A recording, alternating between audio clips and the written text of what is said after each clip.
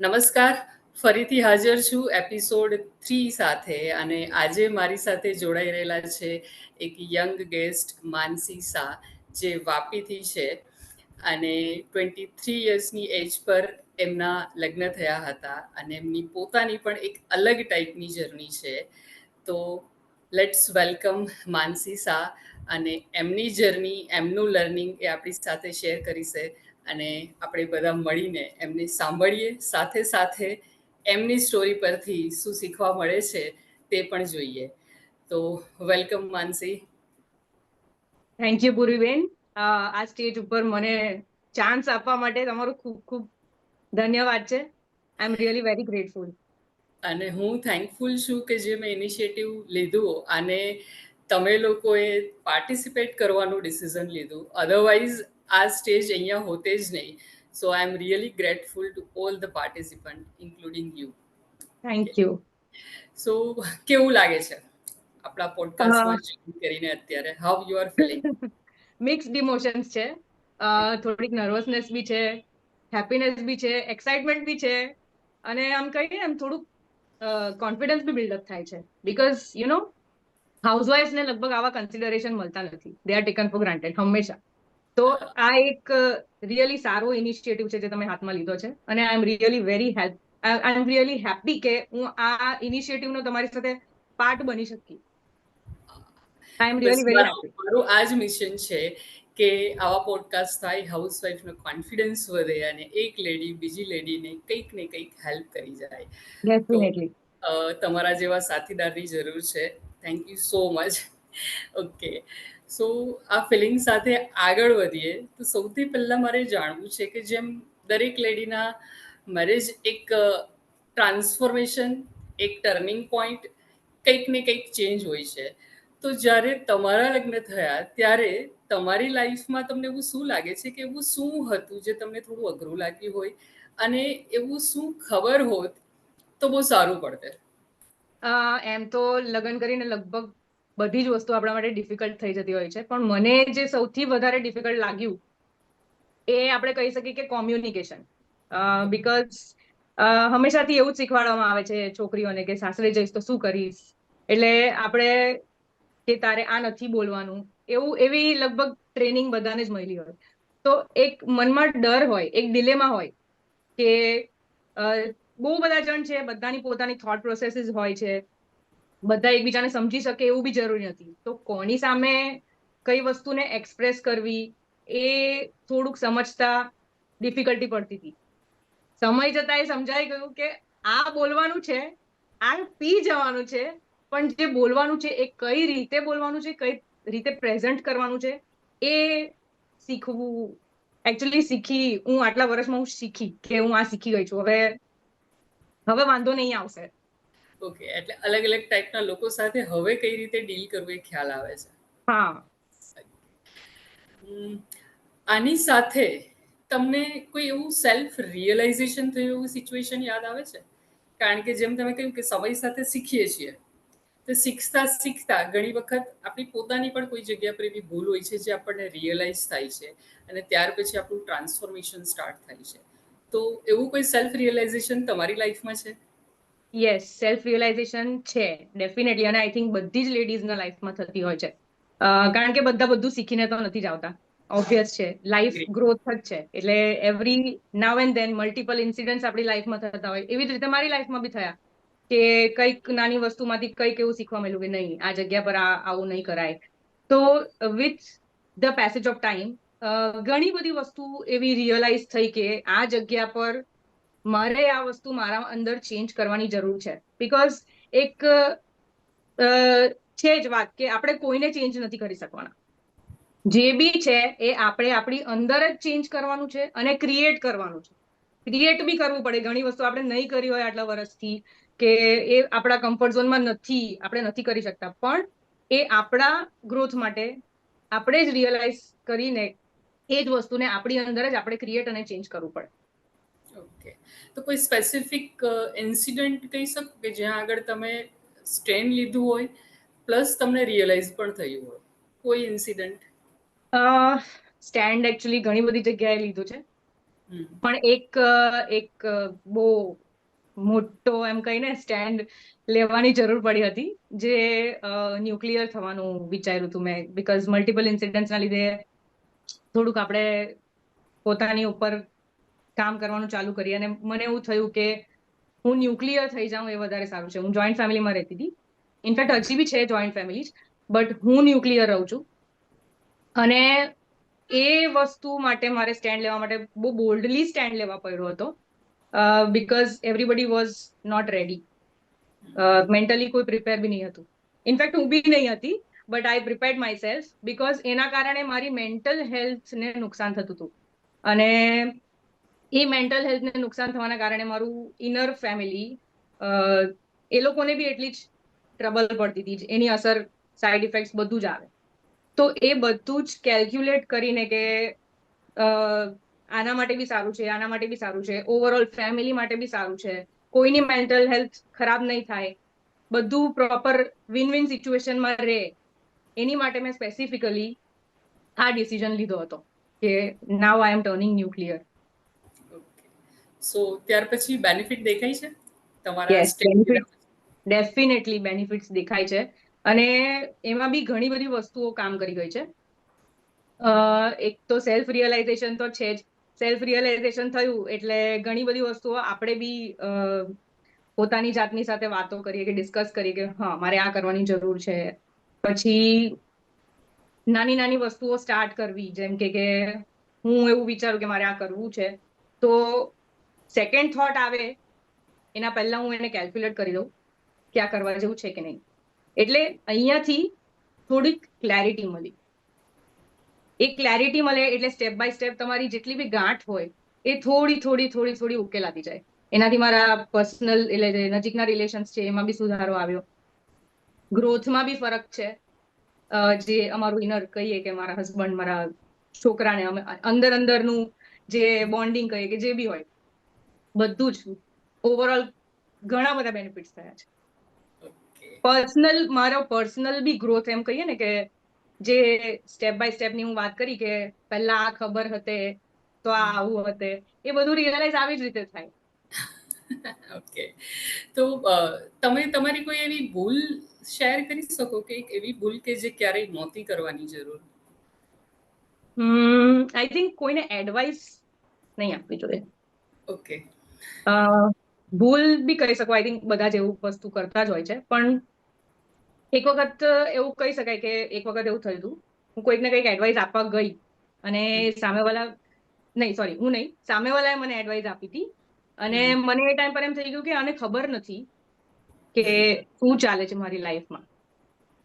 પછી second thought પાછું એ બી આવી જાય કે મારા સારા માટે જ કહે છે, બટ આવા ઇન્સિડન્ટ્સ પરથી એવું રિયલાઇઝ થાય કે આપણને નથી ખબર કયું વ્યક્તિ શું જીવે છે, કઈ વસ્તુમાંથી પસાર થાય છે, એના માઇન્ડમાં શું ચાલે છે, એની લાઈફમાં શું ચાલે છે.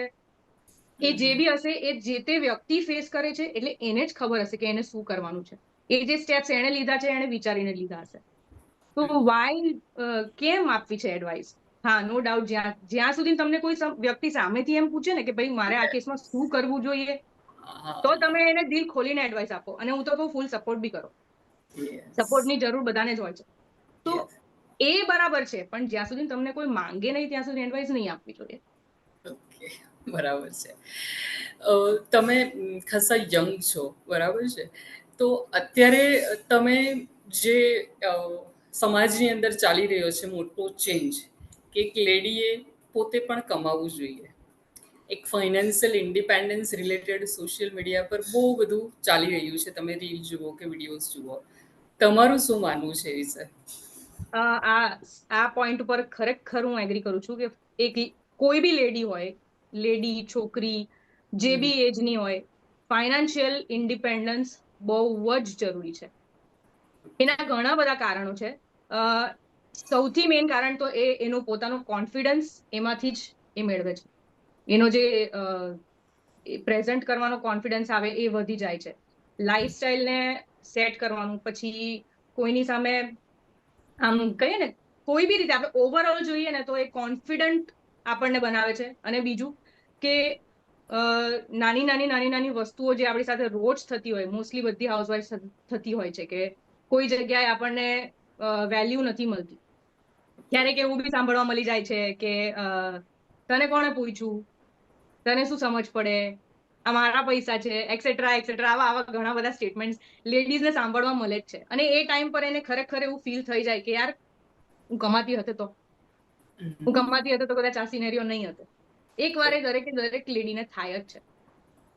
એક ઓવરઓલ કહીએ ને, એક ગ્રોથ માટે ફાઇનાન્શિયલ ઇન્ડિપેન્ડન્સ બહુ જ જરૂરી છે. અને હું તો માનું છું કે અગર લેડી ફાઇનાન્શિયલી ઇન્ડિપેન્ડન્ટ હશે ને તો એ ઘરને ઉલટાનું સારી રીતે મેલ કરતા મેનેજ કરતા શીખશે, અને એ કરશે જ. ઓકે. તો તમને તમારી લાઈફમાં રિગાર્ડિંગ કોઈ એવો ઇન્સિડન્ટ છે કે જેમાં તમને એવું લાગતું હોય કે તમે કમાતા હોય તો સારું હોય, ઓર એલ્સ તમે લગ્ન કરેલા, તમે વર્કિંગ છો અત્યારે? અત્યારે હું વર્કિંગ છું એવું કહી શકું, બીકોઝ હું ટ્રાય કરું છું એઝ એન ઇન્ફ્લુએન્સર. હું કોન્ટેન્ટ ક્રિએટ કરું છું, કોન્ટેન્ટ ક્રિએટર તો હું છું. અને અર્ન નથી કરતી, એકદમ માઇનર અર્ન કરું છું, બટ સ્ટીલ હું પહેલા કરતા હતા, લાઈક આ રિલેટેડ તમે જે રીતે વાત કરી કે હોવું હા જોઈએ, તો બિફોર મેરેજ કઈ તમે વર્કિંગ હતા કે ત્યાર પછી કઈ ટ્રાય કરેલું છે તમારો? એનો ખાલી એક એક્સપિરિયન્સ શેર કરશો? હા, બિફોર મેરેજ હું ટ્યુશન્સ કરાવતી હતી.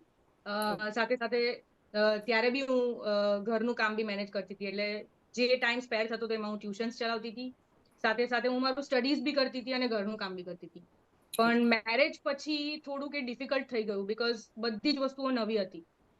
ફેમિલી નવું, રૂટીન નવું, પોતે બી આપણે ઘણી બધી વસ્તુઓ ચેન્જ માઇન્ડસેટમાં ચાલતું હોય અંદર. એટલે એ થોડુંક ત્યારે મેં એ વસ્તુને સાઈડ ઉપર મૂકી કે હું આને પછી કરીશ એમ કરીને.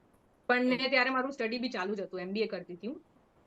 પછી થોડોક ટાઈમ રહીને એવી સિચ્યુએશન આવી કે હું બીજે શિફ્ટ થઈ, અને ત્યારે 100% રિસ્પોન્સિબિલિટી ઘરની મારી પર આવી ગઈ. તો ત્યારે બી એને મેં બેક સીટ પર મૂકી દીધું હતું. પછી ધીમે આમ કહીએ તો જેમ કે સેલ્ફ રિયલાઇઝેશન, ઘણી બધી વસ્તુઓ ઇન્સિડન્ટ્સ બને ત્યારે એવું લાગે કે ભાઈ હવે મારે કમાવું પડશે. તો મેં પહેલા રીસેલિંગ સ્ટાર્ટ કર્યું હતું. નોર્મલ પેલું જે હાઉસહોલ્ડ પ્રોડક્ટ્સ છે. પછી એમાંથી હું સિઝનલ બિઝનેસ ચાલુ કરતી થઈ, જેમ કે રાખડી આવી તો રક્ષાબંધન આવી તો રાખડી સેલ કરું છું. દિવાળીની અમુક આઈટમ્સ, એમ કરીને મેં રીસેલિંગ ચાલુ કર્યું. અને ઓન ધ કોન્ટ્રરી મારા એન્ટરટેનમેન્ટ માટે મેં રીલ્સ બનાવવાનું તો ચાલુ કરી દીધું હતું ત્યારે બી. એટલે એ તો હતું જ મારી પાસે. અને એની સાથે આ સિઝનલ બિઝનેસ ને એવું થોડુંક પછી હસબન્ડને અગર જરૂર પડે તો હું એને હેલ્પ કરતી હતી. અને પછી after a certain period of time મને મારા સર્કલમાંથી એપ્રિસિએશન મળતું થયું કે, અને મોટિવેશન બી ઇનફેક્ટ એટલું જ મળ્યું કે એઝ અ કોન્ટેન્ટ ક્રિએટર તારામાં છે material, you can do it very well, બહુ સારી રીતે કરી શકશે, તો તું એમાં આગળ વધ. તો હવે આઈ થિંક 1 or 2 યરથી હું એમાં જરાક વધારે મહેનત કરું છું. મેં એના માટે અમુક ઇન્વેસ્ટમેન્ટ બી કરી છે, જેમ કે નાની વસ્તુ રિંગ લાઇટ છે, એમાં થોડુંક ઇન્વેસ્ટમેન્ટ બી કર્યું છે. તો એમાં હું આગળ વધવાનું વિચારું છું. અને જેવું એમાં હું પગલા ભરું છું આ બાજુથી મેં રીસેલિંગ ધીમે બંધ કરી દીધું છે. પછી આ રાખડી વાળું ને થોડું ધીમે પણ હું હવે આ લાઈનમાં થોડુંક એક્સપોઝર વિચારું છું, અને આઈ થિંક કે મળશે. ઓકે. તમને એવું લાગે છે કે જ્યારે તમે લગ્ન કર્યા ત્યારે આ બધું કામ સાઈડ પર છોડી દીધું એ રાઈટ ડિસિઝન હતું કે? ના. ઓકે. ના, હું બોલું? હા, બોલો. યસ. આઈ સજેસ્ટ જેટલી બી લેડીઝ છે, મેરિડ હોય કે જે મેરેજ કરવાના હોય, youngsters, always put career on the first priority. કરિયરને સૌથી ઉપર રાખવું બહુ જ જરૂરી છે. નોટ બીકોઝ કે તમે ખાલી ફાઇનાન્શિયલી ઇન્ડિપેન્ડન્ટ થઈ શકો, તમે ઘણી બધી રીતે ઇન્ડિપેન્ડન્ટ થઈ શકો, કોન્ફિડન્ટ થઈ શકો, ઇનફેક્ટ લોકોને હેલ્પ બી કરી શકશો. You can be your self. First priority પર રાખવા જતા ફેમિલી બેલેન્સ કરવામાં તકલીફ નહીં પડે? પડે, એ ડેફિનેટલી પડશે. પણ એક કોમ્યુનિકેશન, ફેમિલી સાથે કોમ્યુનિકેશન કરવું બહુ જ જરૂરી છે, જે મોસ્ટલી બધા જ રિલેશન્સમાં બહુ જરૂરી હોય છે. કે કોમ્યુનિકેશન કરશો તો સામેવાળા વ્યક્તિને બી સમજાશે કે આ કેટલું જરૂરી છે અને કેટલું જરૂરી નથી. અને પરસ્પર પરસ્પર સપોર્ટ વગર તો નથી જ થવાનું. એટલે કોમ્યુનિકેશન કરવું બહુ જ જરૂરી. અને આપણે પછી ધીમે બધા જ ધીમે એરિયાને બેલેન્સ રાખતા શીખવું પડે છે કે કરિયર શીખવું પડે. પણ નહીં છોડવાનું, ફેમિલી બેલેન્સ પણ કરવાનું, પણ આ બધા માટે એક્ઝેક્ટલી. એક કડી છે કમ્યુનિકેશન. કે જો હા. આપણે કઈ રીતે બધા સાથે કમ્યુનિકેટ કરીએ છીએ, કારણ કે ગુસ્સો, યસ. આર્ગ્યુમેન્ટ આ બધું કરવાથી કદાચ આપણી અગેન્સ્ટ સિચ્યુએશન જતી રહે છે. પણ જો હા. પ્રોપર કમ્યુનિકેશન હોય તો આ બધા એરિયા આપણે કદાચ બેલેન્સ કરી શકીએ. બરાબર? યસ. એ બેલેન્સિંગ બી તમને એવી જ રીતે શીખવા મળશે. જેમ જેમ તમે એક્સપોઝર લેશો તેમ તેમ તમને લોકો સાથે ડીલ કરવાનું આવડતું જશે, અને પછી ધીમે ધીમે ધીમે you will definitely win win situation આવશે. તમે બેલેન્સ કરી જ લેશો. ઓકે. કેટલા વર્ષ થયા છે તમારા લગ્નને? મારા લગ્નને 13 years થઈ ગયા છે. કે 13 યર્સ. એટલે એમ કહી શકાય કે અર્લી એજ પર તમારા પણ લગ્ન થયેલા છે અને આજે હા. તમારી પાસે 13 યર્સનો એક્સપિરિયન્સ છે. છે. તો એક બીજી વાત જાણવી હતી કે આ 13 યર્સમાં પોતાના અંદરના જે ટ્રાન્સફોર્મેશનની તો તમે વાત કરી, પણ એની સાથે સાથે ફિઝિકલી આપણા અપિયરન્સમાં પણ 13 વર્ષમાં ઘણા ચેન્જીસ આવે છે. બરાબર ડેફિનેટલી. છે? તો એ ચેન્જીસ તમારી લાઈફમાં આવ્યા? Actually yes, definitely. એક તો મેઇન ચેન્જ તો બોડી વાઇઝ આપણે જોઈએ તો ડિલિવરી પછી ઘણો બધો ચેન્જ આવે છે બોડીમાં. ઘણો બધો એટલે ઘણો બધો. અને એમાં મેન્ટલ ચેન્જ બી એટલો જ આવે છે અને ફિઝિકલ ચેન્જ બી એટલો જ આવે છે. તો કન્ટેન્ટ ક્રિએટર તરીકે તમને એ ફિઝિકલ ચેન્જ અત્યારે કઈ અફેક્ટ કરે છે? એના પર તમારું શું કહેવાનું છે? લાઈક તમે કોન્શિયસ ખરા કે મારો ફિઝિકલ લુક કે અપિયરન્સ કે હું જે રીતે દેખાઉં છું તે ડિલિવરી પછી જે ચેન્જ આવે તે એક્સેપ્ટન્સ હતું કે તમે કે એના પર કામ કર્યું? એક્સેપ્ટન્સ તો નહીં હતું. અને આઈ ડોન્ટ થિંક કે કોઈ બી લેડીને ઇન્સ્ટન્ટ એક્સેપ્ટન્સ આ બાબતે આવે.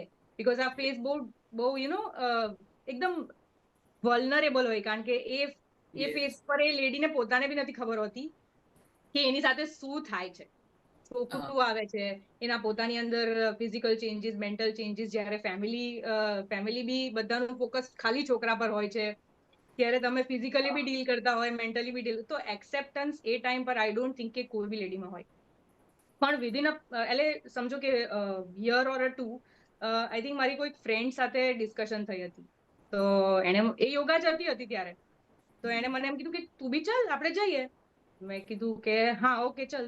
અને પછી મેં યોગા સ્ટાર્ટ કર્યું. મેં એ પોઈન્ટ ઓફ વ્યૂથી સ્ટાર્ટ કરેલું હતું કે હું મારું વજન ઘટાડી દઈશ, હું પતલી થઈ જઈશ, એક્સેટ્રા એક્સેટ્રા. હા, હું એકદમ શેપમાં આવી જઈશ, એકદમ મસ્ત, જે મારું પહેલા હતું બોડી એવું કરી દઈશ. પણ I think within a month મારી અંદર મને પોતાની બોડીને લઈને એક્સેપ્ટન્સ આવી ગયું કે હું જેવી છું એ બરાબર જ છે. એટલે નથી હું જાડી, નથી હું પતલી, નથી હું ખરાબ, જે બી હોય, જે મારા મગજમાં પહેલા થોટ્સ ચાલતા હતા એ બધા મારા અંદરથી લગભગ બધા નીકળી ગયા. એકદમ એક સેલ્ફ એક્સેપ્ટન્સ આવી ગઈ કે આ બધું સારું જ જાય છે. આઈ જસ્ટ નીડ ટુ બી કામ. મારે થોડુંક શાંત રહેવાની જરૂર છે, બસ. એ ઓકે. મને બહુ હેલ્પ કરી ગયું. હા, તો એ એક્સેપ્ટન્સ પછી શું ચેન્જ આવ્યો? એક્સેપ્ટન્સ પછી ઘણા બધા ચેન્જીસ આવ્યા. એક તો મારું વજન બી ઉતરી ગયું. હું ફિઝિકલી બી એક્ટિવ બી થઈ ગઈ. અને વજન ઉતરી ગયું એ તો વિન વિન સિચ્યુએશન હતી મારા માટે. અને લાઈફસ્ટાઈલ બી ઘણી બધી ચેન્જ થઈ ગઈ કે જે આપણે બહુ લેટ ખાવાનું, લેટ સુવાનું, લેટ ઉઠવાનું, એ બધું થોડુંક બેલેન્સ આપણે ધીરે ધીરે ધીરે બધું બેલેન્સ થતું ગયું. એટલે ઓવરઓલ ફિઝિકલ ડેવલપમેન્ટ સારી. ઓકે. તો આ યોગા છે એ એક ટાઈપનું કેવું છે કે પોતાના માટેનો ટાઈમ અને પોતાના પર ઇન્વેસ્ટમેન્ટ, રાઈટ? Yes, definitely. તો તમે આ ટાઈપના બીજા કોઈ સેલ્ફ ઇન્વેસ્ટમેન્ટ કરો છો? તમે બિલીવ કરો છો એમાં?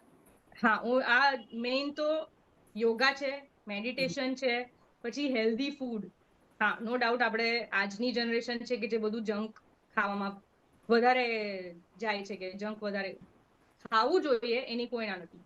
બટ એની સામે તમારે એ બધી જ વસ્તુઓને પચાવી શકો એવી યા તો એક્ટિવિટી કરવી જોઈએ, કે વોક છે, એક્સરસાઇઝ છે, જે બી. અને પહેલા તો ક્વિટ કરી દો તો એ વધારે સારું છે. પણ એની સાથે એની સામે એવી વસ્તુઓ લઈ લો કે જે તમને એ વસ્તુને પચાવવામાં હેલ્પ કરશે. અને એમાં બી કેવું છે કે આપણે જે બી ખાઈએ એને એક્સેપ્ટ કરીને જ ખાવું પડે. તમે પછી એવું ગિલ્ટમાં ખાશો કે હવે હું જંક ફૂડ ખાઉં છું, મને ગિલ્ટી ફીલ થાય છે, તો that is not going to work. Yes. તમારે મેઇન તો તમારા હેલ્થ ઉપર ઓકે. આ બધું ફોકસ તો રાખવું જ પડે. ઓકે. પણ બીજા એવા કોઈ ઇન્વેસ્ટમેન્ટ કરો છો એની સાથે? ઇન્વેસ્ટમેન્ટ કાઇન્ડ કે એવા કોઈ કોર્સિસ તમે કોઈને સાંભળતા હોય, કોઈનો ક્લાસ લેતા હોય, એવું હું જે જે હા, હા હું જે યોગા ક્લાસીસમાં જ જાઉં છું. ઓકે. એટલે અમને ટાઈમ ટુ ટાઈમ અમારા જે મેમ છે જે હમ. અમને યોગા કરાવે છે એ બી અમને ટાઈમ ટુ ટાઈમ અમુક વસ્તુઓ ડાયટને લઈને ગાઈડ કરતા હોય છે. અમુક વસ્તુઓ અમને રૂટીનમાં ચેન્જ કરવા માટે સિઝન પ્રમાણે કે આ સિઝન છે અત્યારે તો આ વસ્તુઓ ખાજો અને આ વસ્તુઓ અવોઇડ કરજો, એવી રીતે અમને ગાઈડ કરે છે. એટલે લગભગ એક્સટર્નલ ગાઈડન્સ માટે તો આઈ થિંક રીલ્સ વિડીયોઝ આ બધું તો મળી જ જાય છે, બટ મળી જાય પર્સનલ ગાઈડન્સ અમને અમારા મેમ બી આપે છે. ઓકે. તો બીજા પણ ઘણી બધી જાતના લાઈફ રિલેટેડ કોર્સિસ અવેલેબલ હોય છે. અને સમજો કે તમારી સામે એવી સિચ્યુએશન હોય લાઈફમાં કે તમારે 5,000 કે 10,000 રૂપીસ કશે ઇન્વેસ્ટ કરવા છે, પણ એની સામે આ ટાઈપના કોર્સિસ હોય હમ જેની ફીસ 5,000 10,000 કે 1-to-1 કન્સલ્ટેશન લેતા હોય તેની ફીસ બી ખાસી વધારે હોય છે. એ એટલું સસ્તું નથી હોતું, તમને ધ્યાન જ હશે કદાચ. રાઈટ તો આ રાઈટ બંને સિલેક્શન હોય તો તમે કયું સિલેક્ટ કરો? લાઈક એક કોઈક રાઈટ એક્સપેન્ડિચર કરવાનો છે ને બીજી બાજુ ઇન્વેસ્ટમેન્ટ કરવાનું છે શીખવા માટે, તો આ બંનેમાંથી તમે કઈ વસ્તુ સિલેક્ટ કરશો? આઈ થિંક ઓબ્વિયસલી જે મારી હેલ્થને બેનિફિટ કરતું હશે હું એ જ બાજુ જઈશ. અને કેલ્ક્યુલેટ કરીશ પહેલા તો કે આ બાજુ એક્સપેન્ડિચર કર્યા પછી મને કોઈ બેનિફિટ્સ થવાના બી છે. અગર બેનિફિટ્સ થવાના હોય તો એ વસ્તુને કદાચ હું પ્રાયોરિટીમાં રાખીશ બી. અગર બેનિફિટ્સ થવાના જ નથી તો એ પ્રાયોરિટીમાંથી એમ જ નીકળી જશે. ઓકે. એટલે એ જે ક્વેશ્ચન હેલ્થ માટે હશે એ જ પહેલા આવશે. એ ક્વેશ્ચન એટલા માટે કર્યો કે ઘણી બધી વખત એવા ક્વેશ્ચન આવતા હોય છે લોકોને કે કાઉન્સેલિંગથી ફાયદો થાય છે, એટલું બધું ઇન્વેસ્ટમેન્ટ કરવું જોઈએ. અને એટલા માટે પૂછું છું કે તમારો આવો એક્સપિરિયન્સ રહી ચૂકેલો છે કે હમ શું એ લાઈફ ટાઈમનું ઇન્વેસ્ટમેન્ટ થઈ શકે હા જ્યારે જ્યારે આપણે ડેફિનેટલી કાઉન્સેલિંગ? હા. ડેફિનેટલી હું આ વસ્તુને રિયલી એગ્રી કરું છું કે કાઉન્સેલિંગ હેલ્પ્સ. અગર તમે એવું વિચારો છો પોતે જ કે મને હવે થોડુંક મેન્ટલી ટ્રબલ પડે છે કે મારી સાથે કોઈ એવું છે નહીં જેની સાથે હું શેર કરી શકું કે કઈ બી એવી ડિફિકલ્ટી પડતી હોય તો counselling is a really good help. અને લોકો કતરાય છે કે કેવી રીતે લઉં. લોકો એક્સેપ્ટ નથી કરતા કે કોઈને કહેતા બી ડરે છે ઇનફેક્ટ યસ. કે હું કાઉન્સેલિંગ જાઉં છું. નો, હા. જવું જોઈએ. હું તો કહું આ ઉલટાનું તમે એક સેલ્ફ ડેવલપમેન્ટનું પહેલું પગલું ભર્યા એમ સમજીને આગળ વધવું જોઈએ. યસ. કારણ કે તમે જ્યારે તમારું જીવન તમે જ જીવવાના છો, તમારા થોટ્સ જ તમને હેલ્પ કરવાના છે, તમારું માઇન્ડ જ હેલ્પ કરવાનું છે. પણ જો તમે મેન્ટલી એટલા સ્ટેબલ હશો જ નહીં કે તમારે કોઈ ડિસિઝન લેવું હોય તો ક્લેરિટીથી લઈ શકો, તો એ ક્લેરિટી માટે બી તમે કાઉન્સેલિંગ જાઓ. It is worth it. કે બહુ જરૂરી છે ઇનફેક્ટ. ફ્રેન્ડ્સ હોય તો લગભગ કોઈને જરૂર નથી પડતી, ફ્રેન્ડ્સ જ કાઉન્સેલિંગ કરી લે છે બરાબર. પણ ફ્રેન્ડ ન હોય કે એવી કોઈ કંપની ન હોય કે જેની સામે આપણે દિલ ખોલીને વાત કરી શકીએ, એવું ન હોય તો counselling is a best option. હા, ફ્રેન્ડ્સ સાથે કદાચ વાત કરીને કાઉન્સેલિંગ પાર્ટ થઈ જતો હોય છે, પણ જે લર્નિંગનો પાર્ટ છે, જે સેલ્ફ ડેવલપમેન્ટ છે, જો હા એ એરિયા હોય લાઈક કમ્યુનિકેશન તમને નથી આવડતું અને હા શીખવું છે, તો એ કદાચ ફ્રેન્ડ કરતા તમે કોઈક રાઈટ પર્સન પાસે જાઓ યસ તો એ શીખવા મળે. Like what you yes believe in that કે એ બધી યસ વસ્તુ પણ યસ આપણે ફ્રેન્ડ સાથે શીખી લેવી જોઈએ. ના ફ્રેન્ડ્સ એટલે ઘણી વખત એવું બી બને કે આપણને ફ્રેન્ડ્સ એવા મહિલા હોય તો આપણે ફ્રેન્ડ સાથે બી શીખી જઈએ. પણ ડેફિનેટલી આ એક પોઈન્ટ ખરેખર તમે જે કીધું એ બરાબર છે કે બધી જ વસ્તુ આપણે ફ્રેન્ડ્સ પાસેથી નથી જ શીખી શકવાના. હા. એટલે અમુક વસ્તુઓ માટે તો આપણે ડેફિનેટલી આ counselling is a very good option. અને હું તો ઘણું બધું શીખી એમાં, ઓકે. જે મારી અંદર ઘણો બધો ચેન્જ આવ્યો છે એમાં. ઓકે. એક સેલ્ફ એક્સેપ્ટન્સ બી એમાં બી મળે, સેલ્ફ એક્સેપ્ટન્સ ઓકે. જે બહુ જરૂરી છે. જરૂરી છે. યસ. તો આ પોઈન્ટ પરથી હવે આપણે આવીએ કે હાલમાં જે સેલ્ફ રિયલાઇઝેશન, એક્સેપ્ટન્સ, પોતાને ડેવલપ કર્યા, આ બધું એની સાથે જ એક અંદર અંદર લિંક અપ છે, બરાબર?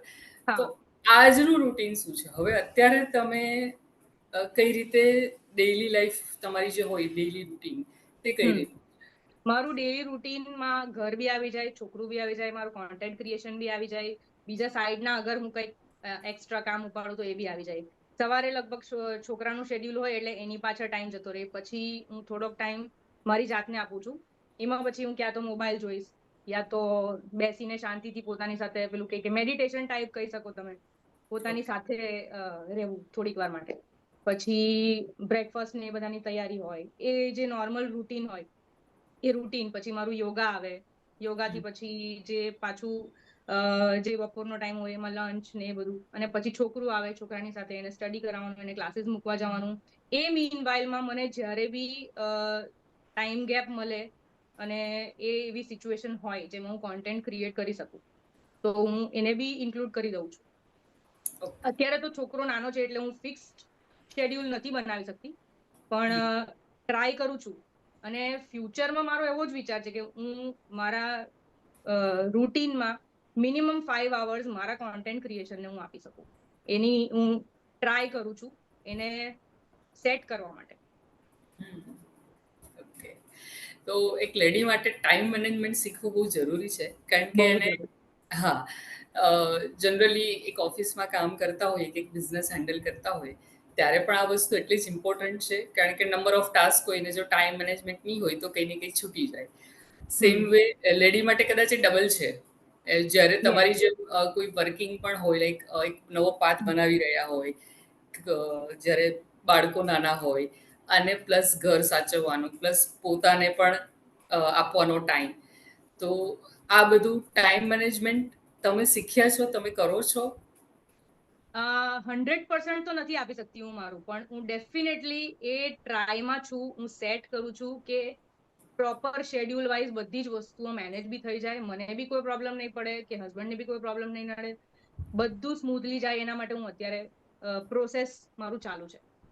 એટલે અત્યારે હું ધીમે ધીમે એક હાઉસ હેલ્પ ને લઈને થોડાક કામ ડિવાઈડ કરું છું. થોડુંક હસબન્ડને બી સમજાવું છું, થોડુંક છોકરાને બી સમજાવું છું. છોકરાને બી હું ઇનફેક્ટ ટ્રેન કરું છું. જેમ આજકાલની લેડીઝને એવું થાય છે ને કે કદાચ આમને આ આવડતું હોતે તો સારું હોતે એમ કરીને. એવું ઘણા બધા લેડીઝ વિચારે છે કે હસબન્ડને આવડતું હતું તો કેટલું સારું હતું એમ કરીને. તો હું મારા છોકરાને બી થોડુંક ટ્રેન કરું છું કે હું અત્યારે આ વિડીયો લઈને બેઠી છું, હું એડિટિંગ કરું છું, તો તું આટલી વારમાં તારું આટલું કરી દેજે. અને ટચવુડ એની સાઈડથી મને સપોર્ટ મળે છે. 100% તો ઓબ્વિયસલી એ બી નથી આપી શકવાનો હમણાં, પણ એની સાઈડથી બી મને સપોર્ટ મળે છે, હસબન્ડની સાઈડથી બી મને સપોર્ટ મળે છે. અને હાઉસ હેલ્પ ધીમે ધીમે હું હાઉસ હેલ્પને કામ આપું છું. જેટલી મારી કેપેસિટી હશે એટલું હું કરીશ. પણ એક પોતે બી સમજવાની જરૂર છે કે આપણે 100% નથી જ આપી શકવાના, આપણે હેલ્પ લેવા જ પડશે. સૌથી પહેલા તો આ જ વસ્તુને એક્સેપ્ટ કરવાની છે કે હેલ્પ લેવી ઇઝ નોટ વીકનેસ. હેલ્પ લેવું એ સારી વસ્તુ છે. હા, અને ત્યારે આપણે ઘરના અમુક કામ માટે હેલ્પ લઈએ તો નથિંગ ઇઝ રોંગ. પોતે પોતાના હિસાબથી ફાઇનાન્સ મેનેજ કરી લઈએ અને ફેમિલી સપોર્ટથી જો આ વસ્તુ કરતા હોઈએ તો કદાચ બહુ બધી બીજી બે વધારે વસ્તુ સારી રીતે કરી શકીશું. આઈ એમ એગ્રી વિથ ધેટ. કે તમે વચ્ચે એક વર્ડ યુઝ કર્યો કે યોગા સાથે તમે મેડિટેશન એ બધામાં પણ બિલીવ કરો છો. તો તમે રેગ્યુલરલી એ વસ્તુ કરો છો કે ક્યારે અનુભવ લીધેલો છે મેડિટેશનનો? હા, હું રેગ્યુલરલી મેડિટેશન કરું છું.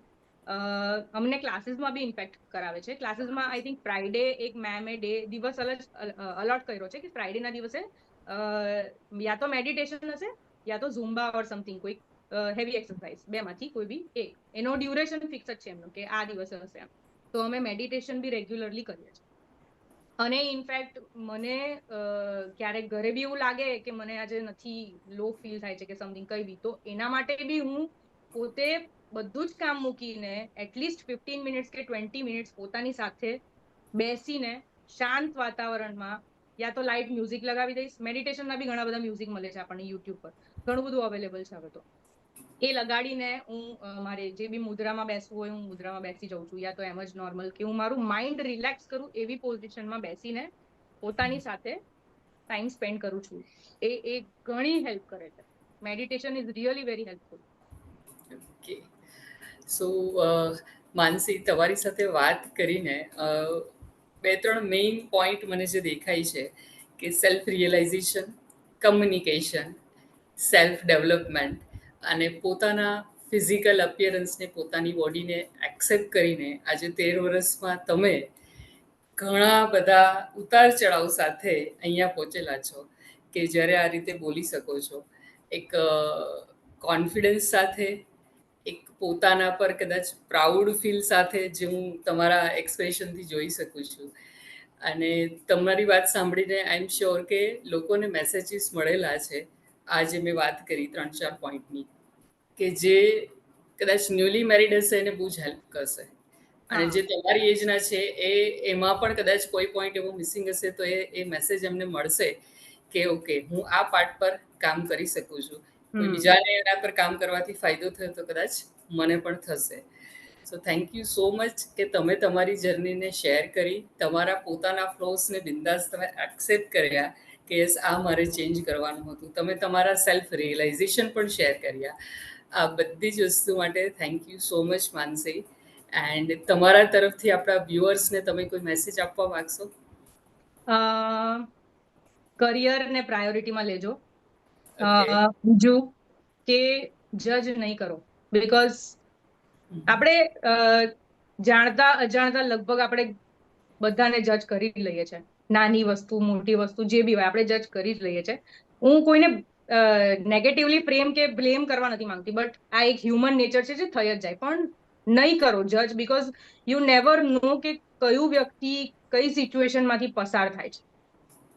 જજ કરવાનું બંધ થશે ને તો આઈ થિંક ઘણી બધી વસ્તુઓ સોલ્વ થતી જશે. આપણે લગભગ બધાએ જ લાઈફમાં આ વસ્તુને ફેસ કરી હશે. અને હા, એક પોઈન્ટ હું મિસ કરી ગઈ કે જોઈન્ટ ફેમિલી જરૂરી છે. એવું નથી કે જોઈન્ટ ફેમિલીમાં નહીં રહેવું જોઈએ. જોઈન્ટ ફેમિલીના અગેન્સ્ટ હું બિલકુલ બી નથી. પણ જ્યારે બધું જ વર્કઆઉટ નહીં કરતું હોય તો કોઈને પ્રેશરાઇઝ કરવાનો બી મતલબ નથી. પોતાને બી નહીં અને બીજાને બી નહીં. ઇટ ઇઝ ઇફ અગર સિચ્યુએશન ખરાબ જ થતી જાય છે તમારી, બીજાની, મેન્ટલી કે જે બી હોય, પણ તો એ વસ્તુનો સોલ્યુશન લાવવો જરૂરી છે. યસ, એને હું કદાચ આ રીતે કહી શકીશ કે પોતાનું સ્ટેન્ડ લેવાથી ટેમ્પરરી કદાચ બધાને ખરાબ લાગે, પણ લોંગ ટર્મ પર એ સ્ટેન્ડ લેવાથી બેનિફિટ થાય છે. અને કમ્યુનિકેશન બધી જ વસ્તુને તમને હેલ્પ કરી દે છે જ્યારે તમે રાઈટ વેથી લોકોને તમારી રજૂઆત કરો છો. Yes yes yes, definitely. એક બસ આની જ જરૂર છે કે પ્રોપર કોમ્યુનિકેશન સ્કિલ્સ જો અગર શીખવાડવામાં આવી જાય અર્લી એજમાં, એના માટે કદાચ આપણે સબ્જેક્ટમાં સાયકોલોજીને ઇન્ક્લુડ કરી દઈએ તો આઈ થિંક ઘણી બધી વસ્તુઓ સોલ્વ થતી જશે. યસ યસ, લોકોને સમજતા થઈએ અને એ હિસાબથી આપણે વાત કરતા થઈએ. અને લાઈફની મોટા ભાગની સોલ્યુશન કી છે કમ્યુનિકેશન. આ વસ્તુ હું પણ માનું છું, કારણ કે મેં મારી લાઈફમાં પણ ઘણી બધી વખત એવું કરેલું છે કે ગુસ્સામાં કહેવાઈ જાય જે વાત ફેવરની જગ્યાએ અગેન્સ્ટ જતી રહે. અને ત્યારે જો રાઈટ કમ્યુનિકેશન ખબર હોય કે કઈ રીતે કરવાનું છે તો પ્રોબ્લેમ્સ જ ઓછી થઈ જાય છે. સોલ્યુશન શોધવા જ નહીં પડે. નહીં પડે, સાચી વાત છે, એકદમ પરફેક્ટ. કે સો માનસી, તમારી સાથે વાત કરીને ખૂબ મજા આવી. આઈ એમ શ્યોર કે આ પોડકાસ્ટ જ્યારે પણ જે લોકો પણ જોશે એમને પણ એક કનેક્શન ફીલ થશે તમારી સાથે, એક એનર્જી ફીલ થશે. તો બસ આ જ મેસેજીસ સાથે આપણે અહીંયા આ પોડકાસ્ટને પૂરો કરીએ. All the best for your long journey for spirituality, અને તમારું જે કરિયર તમે એડજસ્ટ કરવા માંગો છો તેના માટે best wishes. Thank you, thank you, thank you. અને મને બી બહુ સારું ફીલ થાય છે આનો પાર્ટ બનીને. સૌથી પહેલા તો આઈ એમ રિયલી વેરી ગ્રેટફુલ. મને બહુ સારું લાગે છે. ઇનફેક્ટ તમારી સાથે કોમ્યુનિકેશન કર્યા પછી I am feeling very happy, confident more. So એ કોન્ફિડન્સ સાથે બસ આગળ વધતા રહો, એવા મારા બેસ્ટ વિસીસ. Thank you. બસ આ વ્યુઅર પણ તમને જોઈને બેસ્ટ વિસીસ ડેફિનેટલી આપશે, એમની કમેન્ટ થ્રુ, એમના વિચારો through. So just enjoy your journey. Good bye. ફરીથી મળીશું નેક્સ્ટ એપિસોડ સાથે. Bye bye.